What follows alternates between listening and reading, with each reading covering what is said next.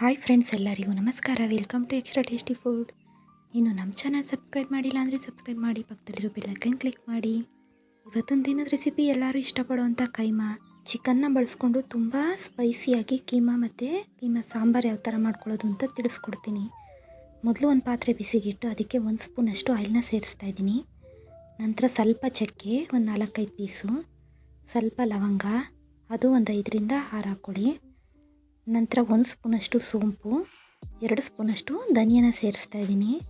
ಸಣ್ಣ ಉರಿಲಿ ಇಟ್ಕೊಂಡಿದ್ದನ್ನ ಫ್ರೈ ಮಾಡ್ಕೋಬೇಕು.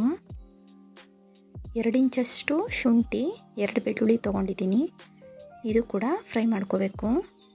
ಇಲ್ಲಿ ಎಲ್ಲ ಮಸಾಲೆಗಳನ್ನೂ ಫ್ರೈ ಮಾಡಿ ರುಬ್ಬಿ ರೆಡಿ ಮಾಡ್ತಾ ಇರೋದು. ಈರುಳ್ಳಿ ತೊಗೊಂಡಿದ್ದೀನಿ, ಒಂದು ದೊಡ್ಡದು, ಇದನ್ನು ಕೂಡ ಫ್ರೈ ಮಾಡ್ಕೋಬೇಕು. ನೋಡಿ, ಒಂದು 10ರಿಂದ 15 ಬ್ಯಾಡಗಿ ಮೆಣಸಿನ್ಕಾಯಿ, ಒಂದು 10 ಗುಂಟೂರು ನೆನೆಸ್ಕೊಂಡಿದ್ದೆ, ಅದನ್ನ ಸೇರಿಸ್ತಾ ಇದ್ದೀನಿ. ಖಾರಕ್ಕೆ ಅನುಗುಣವಾಗಿ ನೀವು ಸೇರಿಸ್ಕೊಳ್ಳಿ. ಇದನ್ನ ಫ್ರೈ ಮಾಡ್ಕೋಬೇಕಾಗುತ್ತೆ. ಸ್ವಲ್ಪ ಕೊತ್ತಂಬರಿ ಸೊಪ್ಪು, 1 ಟೊಮೊಟೊನ ಸೇರಿಸ್ತಾ ಇದ್ದೀನಿ, ಒಂದು 2ರಿಂದ 3 ಸ್ಪೂನು ತೆಂಗಿನಕಾಯಿ ತುರಿನ ಸೇರಿಸ್ತಾ ಇದ್ದೀನಿ. ಎಲ್ಲನೂ ಒಂದು ರೌಂಡು ಸ್ವಲ್ಪ ಹಸಿ ವಾಸನೆ ಹೋಗೋವರೆಗೂ ಫ್ರೈ ಮಾಡ್ಕೊಳ್ಳಿ, ಸಿಮ್ಮಲ್ಲೇ ಇಟ್ಕೊಳ್ಳಿ. ಈಗ 1 ಸ್ಪೂನಷ್ಟು ಅರಿಶಿನ ಸೇರಿಸಿ ಒಂದು ರೌಂಡ್ ಮಿಕ್ಸ್ ಮಾಡಿ ಗ್ಯಾಸ್ ಆಫ್ ಮಾಡಬೇಕು. ಆರಿದ್ಮೇಲೆ ಮಿಕ್ಸರ್ ಜಾರ್ಗೆ ಸೇರಿಸ್ತಾ ಇದ್ದೀನಿ. ಹಳೆ ಕಾಲದಲ್ಲಿ ಯಾವ ಥರ ಕೈಮಾ ಸಾರು ಮಾಡ್ಕೋತಿದ್ರು ಅದೇ ಥರ ರೆಸಿಪಿ ತೋರಿಸ್ತಾ ಇದ್ದೀನಿ. ತುಂಬ ರುಚಿಯಾಗಿ ಚೆನ್ನಾಗಿರುತ್ತೆ. ಒಂದು ಸಲ ನೀವು ಟ್ರೈ ಮಾಡಿ ನೋಡಿ. ಇದಕ್ಕೆ ಸ್ವಲ್ಪ ನೀರನ್ನ ಸೇರಿಸಿ ಫೈನ್ ಪೇಸ್ಟ್ ಮಾಡ್ಕೋಬೇಕು. ನೋಡಿ, ಇದಾಗಿದೆ. ಒಂದು ಕುಕ್ಕರ್ನ ಬಿಸಿಗಿಟ್ಟು 1 ಸ್ಪೂನಷ್ಟು ಆಯಿಲ್ನ ಸೇರಿಸ್ತಾ ಇದ್ದೀನಿ. ನಂತರ ನಾವು ರುಬ್ಬಿಟ್ಕೊಂಡಿದ್ದ ಮಿಶ್ರಣ ಇದೆಯಲ್ಲ, ಅದನ್ನ ಸೇರಿಸ್ತಾ ಇದ್ದೀನಿ. ನೀವು ಬೇಕಾದ್ರೆ ಚಿತ್ಕವರೆ ಬೇಳೆ ಇದ್ದರೆ ಸೇರಿಸ್ಕೋಬೋದು, ಅದು ಸ್ವಲ್ಪ ಡಿಫ್ರೆಂಟ್ ಟೇಸ್ಟ್ ಕೊಡುತ್ತೆ. ಈಗ ಇದನ್ನ ಸ್ವಲ್ಪ ಫ್ರೈ ಮಾಡ್ಕೋತಾ ಇದ್ದೀನಿ. ಮೊದಲೇ ಫ್ರೈ ಮಾಡಿರೋದ್ರಿಂದ ಜಾಸ್ತಿ ಏನು ಉರಿಯೋ ಅವಶ್ಯಕತೆ ಇಲ್ಲ. ಈಗ ಎಷ್ಟು ಬೇಕೋ ಅಷ್ಟು ಸಾಂಬಾರು ಅದಕ್ಕೆ ನೀರನ್ನ ಸೇರಿಸ್ಕೋತಾ ಇದ್ದೀನಿ. 1 ಸ್ಪೂನಷ್ಟು ಗರಂ ಮಸಾಲ, 1 ಸ್ಪೂನಷ್ಟು ಚಿಕನ್ ಮಸಾಲಾನ ಸೇರಿಸ್ತಾ ಇದ್ದೀನಿ. ಸ್ವಲ್ಪ ಟೇಸ್ಟ್ ಚೆನ್ನಾಗಿರುತ್ತೆ. ರುಚಿಗೆ ತಕ್ಕಷ್ಟು ಉಪ್ಪನ್ನ ಸೇರಿಸ್ತಾ ಇದ್ದೀನಿ. ತುಂಬ ರುಚಿಕರವಾದ ಸಾಂಬಾರು ಅಂತಲೇ ಹೇಳ್ಬೋದು. ಟೇಸ್ಟ್ ಅಂತೂ ಚೆನ್ನಾಗಿರುತ್ತೆ. ಫ್ರೆಶ್ ಆಗಿ ಮಸಾಲೆಗಳನ್ನ ಹುರಿದು ರುಬ್ಬೋದ್ರಿಂದ ತುಂಬ ಚೆನ್ನಾಗಾಗುತ್ತೆ ಸಾಂಬಾರಂತೂ. ನೋಡಿ, ಇದಾಗಿದೆ. 2 ವಿಷಲ್ ಬರ್ಸ್ಕೋಬೇಕು. ಈಗ ಒಂದು ಮಿಕ್ಸರ್ ಜಾರ್ಗೆ 4ರಿಂದ 5 ಬ್ಯಾಡಗಿ ಮೆಣಸಿನ್ಕಾಯಿ, ಒಂದು 4 ಗುಂಟೂರು ಮೆಣಸಿನ್ಕಾಯಿ, ಬೆಳ್ಳುಳ್ಳಿ, ಈರುಳ್ಳಿ,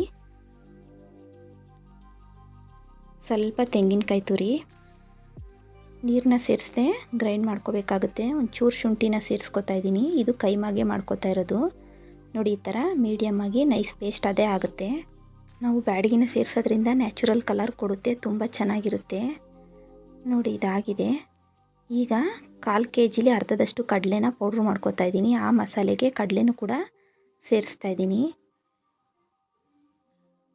ನಂತರ ಇಲ್ಲೊಂದು ಅರ್ಧ kg ಚಿಕನ್ನ ತೊಗೊಂಡಿದ್ದೆ, ಅದನ್ನು ಕೂಡ ಜಾರ್ಗೆ ಸೇರಿಸಿ ಬೋನ್ಲೆಸ್ಸು, ಅದು ಗ್ರೈಂಡ್ ಮಾಡಿ ಸೇರಿಸ್ತಾ ಇದ್ದೀನಿ. 1 ಮೊಟ್ಟೆನ ಸೇರಿಸ್ಕೋತಾ ಇದ್ದೀನಿ. ರುಚಿಗೆ ತಕ್ಕಷ್ಟು ಉಪ್ಪು,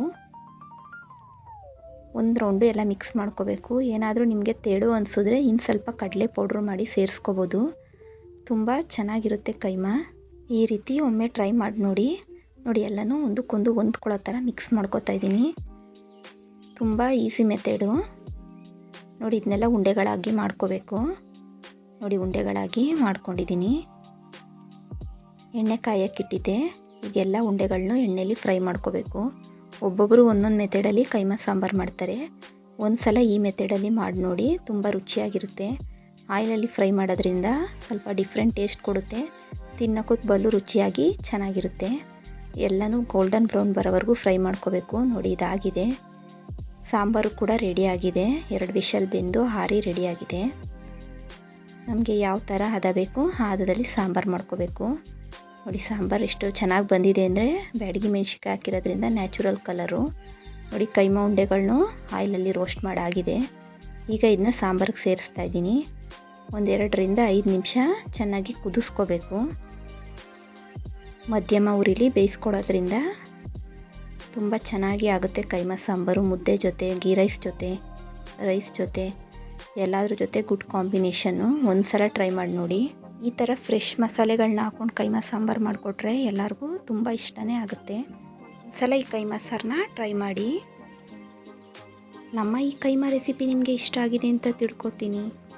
ಇಷ್ಟ ಆದರೆ ಲೈಕ್ ಮಾಡಿ, ಶೇರ್ ಮಾಡಿ, ಕಮೆಂಟ್ ಮಾಡಿ. ಇನ್ನು ನಮ್ಮ ಚಾನಲ್ಗೆ ಸಬ್ಸ್ಕ್ರೈಬ್ ಆಗಿಲ್ಲ ಅಂದರೆ ಸಬ್ಸ್ಕ್ರೈಬ್ ಆಗಿ. ನೆಕ್ಸ್ಟ್ ಹೊಸ ರೆಸಿಪಿಗಳ ಜೊತೆ ಮತ್ತೆ ಸಿಗೋಣ. Thank you for watching.